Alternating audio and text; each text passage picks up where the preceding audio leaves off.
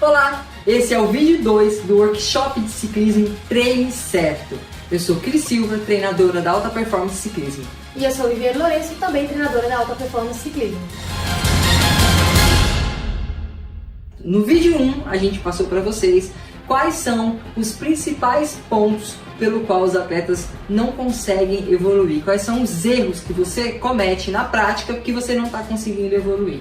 Passamos como você pode começar a solucionar esses erros, assim como você pode definir o seu ponto fraco e aí começar a trabalhar em cima deles para ganhar performance, para evoluir e para otimizar o seu ponto forte. Explicamos, né, Vivi, o que define cada capacidade, seja na subida, no plano, no sprint, quais são essas zonas, quais as zonas que predominam nessas capacidades e nesse vídeo, Vivi, o que a gente vai estar explicando? A gente vai falar aqui sobre como chegar nessas zonas de intensidade individuais, né? A gente vai falar sobre o protocolo para que você realize, chegue nas zonas de intensidade e como trabalhar dentro de cada uma delas. Lembrando, papel e caneta na mão, porque no final desse vídeo, aliás, amanhã a gente vai estar fazendo uma live às 20 horas para estar tirando todas as dúvidas que surgir na cabecinha de quem está assistindo aqui, de quem está seguindo esse workshop conosco. Vamos lá, Vivi? Bom, a gente tem as zonas de intensidade, né? Que a gente já falou um monte sobre essas zonas, E2, E3, E4, E5. Que é para mensurar o esforço exercido em cima da bike. O nível da intensidade, né? Isso. Quanto maior esse Z, maior a intensidade. Maior esforço. Então, a gente tem as intensidades baseadas na frequência cardíaca e na potência. E na percepção subjetiva de esforço também. Ela nem deixa eu falar, né? E na percepção subjetiva de esforço. Aqui a gente vai ter números exatos para serem calculados dentro de uma tabela. Essa percepção subjetiva de esforço, como o próprio nome já diz, vai ser a sua percepção própria. Existe uma tabela, sim, né, que é universal, e aí dentro dela existem os números de 1 a 10. De 1 a 10. E aí você vai vendo onde você se encontra para identificar em que nível de esforço você está. Exato. É um dos melhores parâmetros, mas o atleta tem que realmente pouco utilizado, né? É pouco utilizado porque o atleta precisa ter um autoconhecimento extremo. A frequência cardíaca eu acho que é o mais indicado, dependendo do nível do atleta, porque é acessível, é de fácil compreensão. A potência não é tão acessível assim, os medidores de potência ainda são bem caros. Apesar de ser muito preciso, né, de ser um diamante. É a melhor ferramenta que a gente tem hoje para trabalho de treinamento de ciclismo. Como definir essas zonas? Vamos fazer o protocolo, teste, né? Existe um protocolo para esses testes aqui, FTHR e FTP. Ou FTP, né? FTHR para quem trabalha com frequência e FTP para potência. Aí eu quero fazer uma ressalva que é o seguinte: muitos ciclistas trabalham em cima de frequência cardíaca máxima, seja de frequência cardíaca máxima da idade, que é 220 menos a idade, ou frequência cardíaca máxima de exercício. E eu vou citar um exemplo para vocês. A Vivi, se fosse trabalhar em cima da frequência cardíaca máxima de idade dela, ela estaria abaixando o seu desempenho, porque a bichinha tem um coração que bate a 1000 por hora. Na sua máxima seria, tipo... Minha máxima é... Tá bom, Vivi, qual é a sua idade? Não vamos pular esse assunto. A máxima dela, na verdade, está cerca de 15 batimentos acima da máxima da idade. E a minha está cerca de 3 batimentos abaixo. Então, tá vendo como que não dá para utilizar? Isso acontece pela característica individual de cada atleta. Exatamente. Outros utilizam a frequência cardíaca máxima de exercício. Eu fui para tal corrida, minha frequência cardíaca máxima era X, então eu vou fazer os cálculos e vou trabalhar em cima disso. Também é errado, porque isso daí se altera durante uma temporada. O ideal é que você trabalhe em cima do protocolo do teste de FTHR, que é o mesmo do FTP, e aí você faça os cálculos. Esse teste ele tem um protocolo, não é tão simples quanto parece, é necessário que você faça um aquecimento, que você estimule a sua musculatura, e aí você chegue na parte principal do teste, que é 20 minutos de um contrarrelógio. Né? Você dá o seu melhor ali, sem pregar antes do final dos 20 minutos. Tem que ser constante, exatamente. Né? E durante todos aqueles 20 minutos você entender que está no seu limite máximo para manter durante todos os 20 minutos. Para a frequência cardíaca, você vai pegar a sua frequência cardíaca média dos 20 minutos de teste. Como resultado desse teste. Exato. E para potência, você vai pegar a sua potência média menos 5%. Lembrando que a média desses 20 minutos principais do teste, tá? Isso. Tanto de frequência cardíaca como de potência. Não é do treino inteiro. E a diferença entre esses dois testes é que quem treina com potência pega a média e reduz 5% para fazer os cálculos da tabela.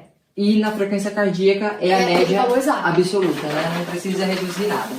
Aqui está a tabela para vocês. Vocês podem fazer um print dessa tabela, vocês anotem, por favor, porque aqui é o que muita gente procura e não encontra. Pegou a frequência cardíaca média do teste de 20 minutos para chegar na zona 1 até 81%. Zona 2 de 81 a 99%. 89% da sua frequência cardíaca média. Zona 3, 90 a 93. Sim, está certo. É de 90 a 93. Curta, realmente. É um gargalo pequeno. Zona 4, de 94 a 99%. Zona 5, de 100 a 106%. Zona 6 e 7 na frequência cardíaca não tem, porque se caracteriza como esforço máximo. É de potência, zona 1 seria menor ou igual a 55%. Resistência, 56 a 75%. Zona 3, 76 a 90%. Zona 4, 90 a 105%. Zona 5, 106 a 120. E aí a gente tem a zona 6, de 121 a 150. E a zona 7 se encaixa dentro do esforço máximo. Então aí o valor fica do máximo. Não tem um valor exato. Uma observação é que os protocolos utilizados para chegar nessa porcentagem, nesse cálculo aqui, para a frequência cardíaca, como é que fala esse nome, Vivi? Joy-Friel, que nós particularmente usamos os protocolos de Joy-Friel. Existem outros, tá? Sim. E para potência do Andy Coogan. Por que a gente utiliza esses dois protocolos? Porque a gente usa a plataforma de treinamento do Training Peaks, que também tem esses protocolos. A gente deu uma analisada e viu que ele se aproxima mais da realidade. Eles usam como referência, né? Porque eles também fizeram parte ali de alguma coisa dentro do Training Peaks. Sim, e se a gente for juntar essas percepções aqui, como eu me sinto em cada uma dessas zonas, aproxima muito da tabela de percepção subjetiva de esforço. Então é por isso que a gente optou por utilizar esses dois protocolos, tá bom? Então vamos para a prática. Chega de teoria e agora eu quero saber o que eu tenho que fazer na prática, que zona que eu tenho que treinar, né? Vocês devem estar loucos aí para saber isso daí. O que treinar, Vivi? Subida longa. Lembra que no primeiro vídeo nós falamos exatamente sobre isso. Isso aqui são os pontos fracos, tá? E o que a gente tem que treinar para ela? Vai lá. Dentro de um treinamento específico para uma subida longa, Z3, Z4 e Z5. Principalmente 3 e 4 com resistência muscular, que é a marcha pesada. Porque você precisa ter uma boa consistência muscular para encarar uma subida, uma montanha, né? Exige muito da sua musculatura. A subida média curta seria zona 3, 4 e 5 também. Mas aí é um esforço que se aproxima mais dessas duas zonas aqui. Predomina a zona 5, 4 e 5. Predomina mais né? a zona 5. Exato. Né? A zona 4 e 5, mas principalmente a zona 5. A zona 5. Também a gente falou sobre isso no primeiro vídeo. Por isso é importante que você assista o primeiro também. Para quem treina com potência, a gente encaixaria aqui também uma zona 6, tá? Vou colocar uma observação, Vivi. 1 minuto. Vocês vão observar agora que... Me dê a caneta vermelha, por favor. Aqui. Olha lá, desculpa. Aqui. Vocês vão observar agora que tem aqui, ó, zona 3, 4 e 5. Cris, você está fazendo isso só para confundir a gente? Não, de forma alguma. Porque realmente, você trabalhar essas 3 capacidades, qualquer uma das 3 vai fazer com que você melhore na subida longa. Elas se agregam. Mas você trabalhar as 3 de forma segmentada, de forma organizada, você consegue melhorar ainda mais. Isso acontece comigo. Vou citar um exemplo rápido. Já treinei para contrarrelógio, imagine que é você subir uma subida longa da melhor forma possível. Contrarrelógio é você fazer um percurso X no menor tempo possível. Qual que é a capacidade que se sobressai em um contrarrelógio de 45 minutos? Zona 4. Eu treinei muito zona 4 e não treinei pouquíssimo zona 5. Não foi um bom contrarrelógio. Por quê? Porque eu não treinei zona 5. E aí não otimizou a minha zona 4. Sabe uma forma incrível de você melhorar a sua zona 4? É trabalhar a sua zona 3 e 5. E não, às vezes, nem trabalhar a zona 4. Por quê? A zona 4 é uma zona de alto desgaste. A zona 3, se você trabalha a zona 4 hoje, você vai levar uns 2 dias para se recuperar, para você conseguir trabalhar um tiro de zona 5. Se você faz hoje zona 3, você dá um dia de intervalo, depois você já consegue trabalhar a zona 5 e automaticamente você vai melhorar a sua zona 4. E vice-versa, você pode começar com um trabalho de zona 5, descansa E aí, como os tiros de zona 5 são mais curtos, você consegue recuperar em menos tempo para fazer um trabalho de zona 3 que não vai ser tão desgastante. Isso é uma dica para o seu treino prático. Se você, na verdade, começar pelo treino de zona 5, a zona 4 vai ficar mais fácil. Só que não é começar com 8 minutos de zona 5, como a gente vai falar logo à frente. É começar com a progressão, então segura aí que a gente vai chegar nesse assunto. Aí eu dou um outro exemplo. Como elas se agregam e se ajudam, né, para que você melhore nesse ponto aqui, você hoje tem condições de fazer 3 tiros de 10 minutos na zona 4. Mas, de repente, numa zona 3, você consegue pegar uma subida de 30 minutos e se manter o tempo todo na zona 3. Já na zona 4, você não consegue manter os 30 minutos. A gente acabou entrando bem complexo. Nessa parte. É complexo, mas eu acho que deu para dar uma clareada no que a gente quis dizer, que as 3 vão chegar no ponto que você quer, que é a subida longa. Exato. Não é, apenas para confundir a sua cabeça. Talvez a gente tenha feito isso, mas é porque realmente é necessário vocês entenderem que eu quero melhorar o meu sprint, eu não vou apenas treinar sprint. Eu tenho que treinar muita coisa antes da chegada. Exatamente. Você entendeu? Então, é uma sequência, né? Vamos lá, Vivi. Vamos seguir, senão daqui a pouco eles vão desligar o canal. Se ficou alguma embaralhada aí, volta um pouquinho e assiste novamente esse trecho. Exato. E anota. Vamos lá. Passo no plano resistência muscular, que aí teria um trabalho zona 3, zona 4 e zona 5 com marcha pesada. Lembrando que, para usar a marcha pesada, dê preferência a 3 e 4, para que tenha uma margem de segurança e não arriscar aqui o comprometimento das suas articulações, enfim, na zona 5. Tá? Foi o que a gente falou no vídeo anterior. Né? Exatamente. Recomendamos trabalho com marcha pesada na zona 5, não se eu não conheço o atleta, e sim se eu conheço o atleta e eu sei que ele está capacitado. A Vivi tem um atleta que pegou um treino de internet e foi executar, só que não correlacionou que aquele treino, quem estava fazendo, era um atleta avançado. Profissional. Ele lesionou o joelho. Então tem que tomar cuidado com isso daí, tá bom?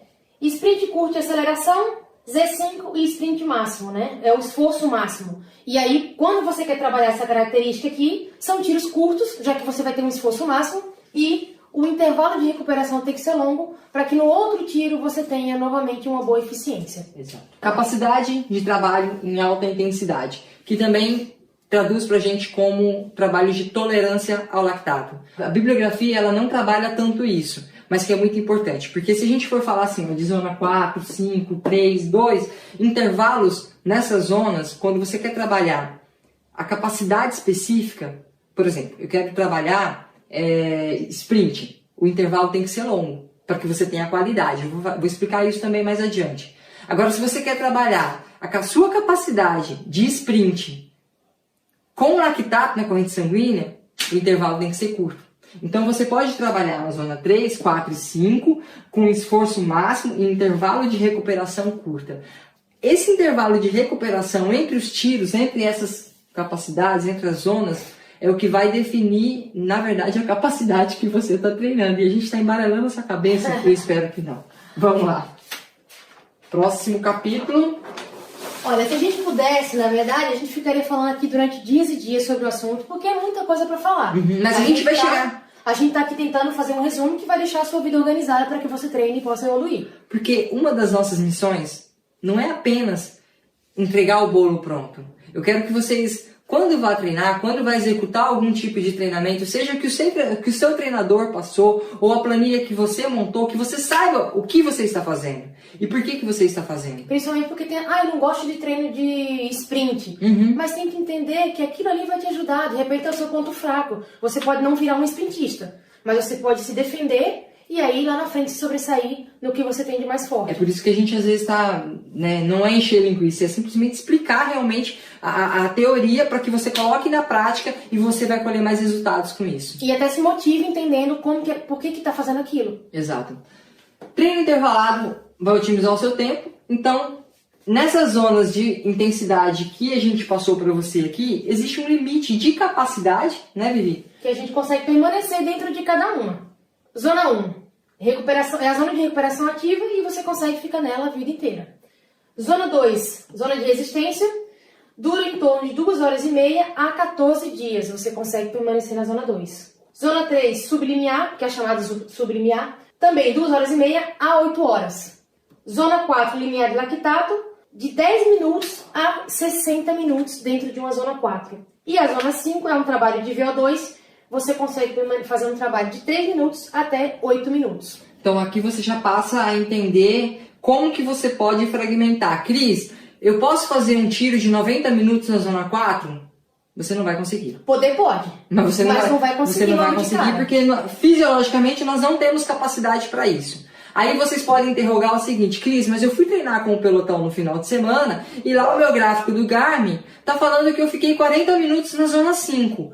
40 minutos na zona 5 de frequência cardíaca não significa que foi de força no pedal, tá? Vamos pensar o seguinte, você tá subindo, você passou 1 hora subindo e você desce aquela subida em 10 minutos.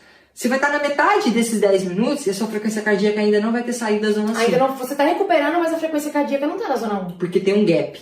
Então, assim, se você for pensar num tiro específico, você dificilmente consegue passar mais do que 8 minutos. Não consegue, na verdade. E quem consegue permanecer 8 minutos na zona 5 é atletas bem avançados, atletas profissionais. Tá bom? A resposta do coração, né, da frequência cardíaca, tem um retardo levando em consideração a força que você imprime no pedal, tá? Vamos para a prática. Cris, até que enfim. Como que eu posso, então, organizar os meus treinos, levando em consideração o meu ponto fraco, levando em consideração a intensidade de treino na zona 1, na zona 2, para me melhorar na subida e tudo mais, durante a minha semana de treinamento? Eu recomendo que você faça 2 treinos intervalados e 1 treino longo por semana. Tem 3 dias para treinar, 1 hora, 1 hora e meia, 2 dias da semana, 3 horas no final de semana. Utilize o seu tempo com treino intervalado, que foi o que a gente passou para vocês, né? E faça o treino longo no final de semana com um grupo de amigos que tem o mesmo propósito que você vai colher resultados. 3 semanas de treino que você tiver organizado, otimizado, no final de semana, no terceiro final de semana, você já vai estar se sentindo uma outra pessoa em cima da bicicleta. Treinos regenerativos. Você tem 2 opções de fazer treino regenerativo. Ou o seu regenerativo. Off total, caso você não possa ir para a bike. E se você tiver disponibilidade para ir para a bike mais dias na semana, tipo, você vai fazer um treino intervalado na terça, um treino de recuperação ativa na quarta, um treino intervalado na quinta, você pode fazer um off total ou uma recuperação ativa na sexta, ou no sábado ou no domingo você vai fazer o treino longo. Mas, Cris, posso fazer mais do que 2 treinos intervalados na semana? Pode. Dependendo do quantos dias no total você vai ter durante a semana. E calma, porque também depende do seu nível de condicionamento físico e de lastro muscular e de tempo que você tem no ciclismo. Se você tiver 3 treinos por semana, não vale a pena fazer os 3 intervalados. Não, exatamente. Você precisa de um treino longo que trabalhe um pouco mais a sua resistência também. Isso. Então tem que tomar muito cuidado. É necessário intensidade, como a gente falou no primeiro vídeo, mas também você tem que tomar cuidado com a intensidade, porque você jogar a intensidade todos os dias vai te levar à estagnação. Exatamente. E até vai comprometer o seu trabalho de resistência. Exatamente. Só exatamente. Que a resistência precisa ser mantida, né? Aqui está ao contrário. A importância da variação de tempo e intensidade junto com a progressão é o segredo para você não estagnar. Tá? Ou seja, vamos traduzir isso daí para eles, Vivi.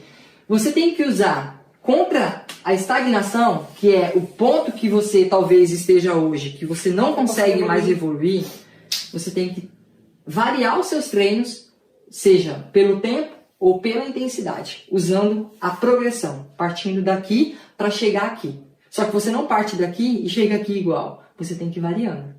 Vamos explicar melhor isso daí, Vivi? Vamos lá. Bom, aqui estão alguns exemplos de como você pode estar usando essa variação, né, e essa progressão. Vou começar aqui de baixo para ficar mais simples. Um exemplo de progressão nos seus treinos. Você vai fazer um treino de resistência muscular e aí, 3 tiros de 8 minutos numa zona 3. Você começa dessa forma. Numa segunda semana, você pode estar fazendo 3 tiros de 10. Posso repetir treino? Pode sim, deve. Porque é a repetição que leva à excelência. Exatamente, né? Você tem que repetir treino. Exatamente. Às vezes até por 6 semanas seguidas para você ter ganho. O ideal é isso. Quer trabalhar uma capacidade para melhorar nela, para evoluir, pelo menos 6 semanas de consistência dentro dela para que você realmente perceba essa evolução. Exato. Então vamos lá. Primeira semana, 3 de 8 na zona 3. Segunda semana, você pode trabalhar a segunda e terceira semana 3 de 10. E depois vai evoluindo 4 de 10 ou de 12, e assim ou vai fazendo. 3 de 12, se você não sente que você ainda não tem que não dá pra capacidade fazer as 4. Exatamente. Você tem que ir sentindo, tendo essa percepção de você mesmo para identificar como que você pode... Aqui foi uma progressão de tempo, né? E aqui já foi uma progressão de mais um intervalo. A segunda semana você pode colocar, tipo, você fez aqui de zona 3. Aqui nós explicamos para você ir aumentando o tempo. Ou o intervalo, né? Ou você pode também aumentar a intensidade. Se fez 2 semanas de zona 3, aí você pode vir na terceira semana e fazer zona 4. Você fez 2 semanas aqui, ó, 3 de 8 e 3 de 10, na zona 3. Em vez de vir pra cá, você já pode colocar aqui, volta pros 3 de 8, mas na zona 4. Jogou um pouco mais de intensidade e variou. Exato. Na semana seguinte você vai passar a fazer zona 4, mais 4 tiros de 8 minutos, e aí sucessivamente. Sempre para evitar a estagnação. Porque, igual a gente falou no vídeo 1, se você faz 4 semanas seguidas, 3 de 8, 3 de 8, 3 de 8, 3 de 8... A resposta vai ficar bem mais lenta. A resposta vai reduzindo, né, na verdade. Seu corpo vai estagnando em cima daquilo porque ele já está acostumado. Ele precisa de estímulos diferentes para continuar se adaptando. Você pode, sim, fazer 2 semanas, 3 de 10, não tem problema. Mas a ideia é que na terceira semana você já dê aquela... Faça uma progressão ou a variação. Sim. Que aqui dá um exemplo de variação. 2 séries de 15 minutos na zona 3 ou 4... E dentro disso aqui, você pode variar a marcha que você está usando para aumentar a dificuldade, mudar a cadência que você vai usar durante o tiro. Eu vou fazer 15 minutos, eu começo com uma marcha leve, cadência de 90 a 100 RPM, do primeiro ao 5º minuto. Do 5º ao 10º minuto, eu uso uma marcha pesada e ando um pouco mais travada. Do 10º ao 15º minuto, eu já passo... Volta a girar um pouco mais. Exatamente, volta a girar um pouco mais. Você pode fazer uma execução... faz um no plano e outro numa subida, ou de repente você estava treinando só no plano, faz os 2 tiros numa subida, né, para você ir variando o tipo de terreno e a execução com relação ao que a Cris falou, que seria também a variação de cadência. Qual que é a organização que você pode usar dentro disso daí? Por exemplo, você tem 2 treinos intervalados na semana, como a gente falou anteriormente. Não faça os 2 treinos de zona 5. Porque também, como a gente falou, uma zona otimiza a outra. Então você pode fazer um treino de zona 3 ou 4, um trabalho intervalado de zona 3 ou 4 e o outro trabalho de zona 5. Na outra semana, ao invés de você fazer um trabalho de zona 3 ou 4, você pode fazer um trabalho de sprint e um trabalho de zona 5 ou um trabalho de zona 4. Sempre nessa variação de semana a semana. E uma outra coisa que eu sugiro é que você comece com minutos, né, com intervalos menores. Não queira fazer 60 minutos de zona 4 de uma vez. Comece com tiros de 10 minutos, 15 minutos na outra semana, 20 minutos na outra, e por aí se vai, sempre usando o trabalho intervalado. Aqui esse zona 5 a gente colocou para não esquecer, né? Então um exemplo aqui de zona 5. A gente colocou lá naquela tabela de duração de intensidade, que ela vai de zona... Essa zona aqui vai de 3 a 8 minutos. Então, não comece fazendo 4 tiros de 8 minutos na zona 5, porque você vai ter muita dificuldade no primeiro já, para fazer os 8 minutos. Sim. Né? Normalmente, os 8 minutos é muito para atletas extremamente avançados, profissionais. Porque é realmente uma intensidade muito alta. Então, começa ali e faz 4 tiros de 3 minutos, depois você coloca 5, e aí você aumenta o tempo. Exatamente, né? vai evoluindo. Quando você sentiu que aqueles 3 minutos dá para concluir legal, com qualidade, você vai conseguir colocar mais um, coloca ali 4 de 4 minutos, e assim você vai progredindo e variando. Você tem que estar sempre desafiando o seu corpo. Sempre... dando novos estímulos, Exato. Seja de tempo, seja de intensidade, seja de terreno, seja de intervalos, seja de terreno. Variação, de execução, né? Tudo isso é muito importante. O treino de sprint, por exemplo, uma semana você pode fazer ele com uma marcha, alguns você pode fazer com uma marcha mais leve, outros você pode partir com uma marcha mais pesada. Tudo isso vai uma coisa otimizando a outra. Bom, então é isso. Como vocês podem perceber, esse é um assunto bem extenso e complexo, né? A gente ficaria dias falando sobre isso. Explicando detalhes de como usar cada zona de intensidade no momento certo. Mas a gente selecionou algo que possa te ajudar a organizar seus treinos, né? Clarear a forma como você está treinando agora. Clarear a mente, né? Para que você possa organizar os seus treinos e realmente voltar a evoluir. Eu espero que realmente a gente tenha conseguido esse objetivo. Veja, reveja e anote, né, as dificuldades. Amanhã a gente vai ter uma live às 8 para tirar essas dúvidas com você. Porém, a gente não quer parar por aqui. Entendendo a densidade desse assunto, a complexidade de tudo isso, e que realmente algumas pessoas querem melhorar, mas não sabem o caminho a seguir, eu e a Vivi sentou e decidimos abrir as vagas para o nosso programa de treinamento. ciclistas que já treinam conosco, que acompanham a gente nas redes sociais, sabem que o número de atletas no qual nós trabalhamos é limitado, porque a gente não quer quantidade, a gente quer qualidade. Então, a gente trabalha com número restrito de atleta para que a gente possa dar qualidade de treinamento, de atendimento para esses atletas que trabalham conosco. Porém, né, Vivi? Você quer melhorar? Você quer evoluir realmente? Venha treinar conosco. A gente está com um programa de treinamento aberto para 9 semanas, no valor de R$150. Você pode pagar parcelado via cartão de crédito, ou no boleto bancário, ou depósito, né? E as inscrições? As inscrições vão encerrar no dia 22. E lembrando que as vagas são limitadas, tá? Sim, exatamente pelo que a Cris falou, pra gente ter qualidade no trabalho que a gente vai oferecer pra você. E o que está incluso nesse programa de treinamento de 9 semanas por R$150? Planilha de treinamento semanal via plataforma Training Peaks, feedback via e-mail, né, para você passar as suas sensações, como que você está se sentindo no treino, para que a gente possa entender a reação do seu corpo e aí, se necessário, lapidar o caminho que a gente vai estar seguindo. E esse feedback é algo fundamental nesse trabalho? É o principal do processo, não é necessário também junto com o treino, mas você nos passar esse feedback, né? Vídeos explicativos nas planilhas para que você possa executar esses treinos da melhor forma possível e consiga dar um feedback também da melhor forma possível. Esperamos você lá, né? Amanhã tem live às 20 horas para você tirar todas as dúvidas que tiver. Não deixe de estar ao vivo conosco. E online, né, também. Assiste esse workshop quantas vezes for necessário para você entender. Vai anotando. Anotar algumas dúvidas. Exatamente. Né? E venha fazer parte do nosso grupo de treinamento. Eu tenho certeza que vai agregar muito para você. Vai colocar você a 1 ou 2 degraus do momento no qual, da escada no qual você está agora. Vai melhorar a sua autoconfiança, vai aumentar o seu conhecimento geral sobre ciclismo e também o seu autoconhecimento sobre estar em cima da bike. Esperamos você lá. É isso aí. Um abraço. Tchau. Até amanhã. Tchau, tchau.